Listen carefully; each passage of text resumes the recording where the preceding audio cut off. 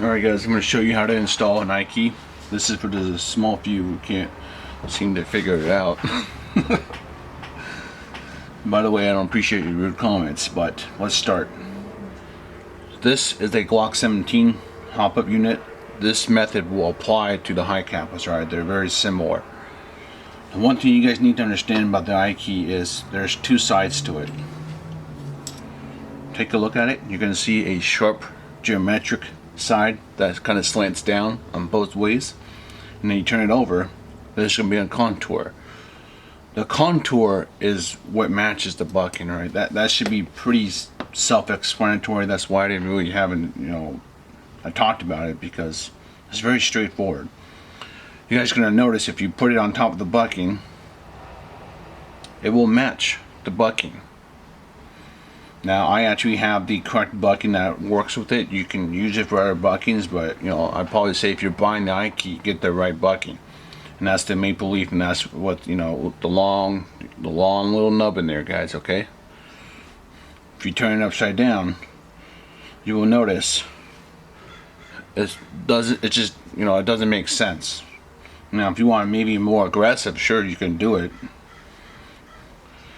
Now you're going to wonder what these two little notches are for. That's where the arm hooks in. This is how I install it. It's pretty simple, straightforward. You guys can, it's up to you to figure out how you want to install it, but this is how I do it, and I'm going to do a video for it right now. So put the barrel bucking in your hop-up unit. I like to put the iKey on the top and try to line it up as best as I can. Now my fingers are going to be in the way, so I don't want any complaints, because it's hard to try to show you guys, but you need to get the arm on top of the iKey. I'm trying to look at the camera and do this.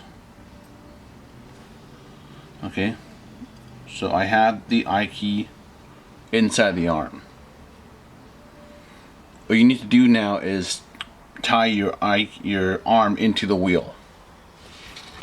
And you guys should know how to do that, alright? This is what it should look like before you put the other side in. Your arm should be in the wheel, and your arm should be on top of the iKey.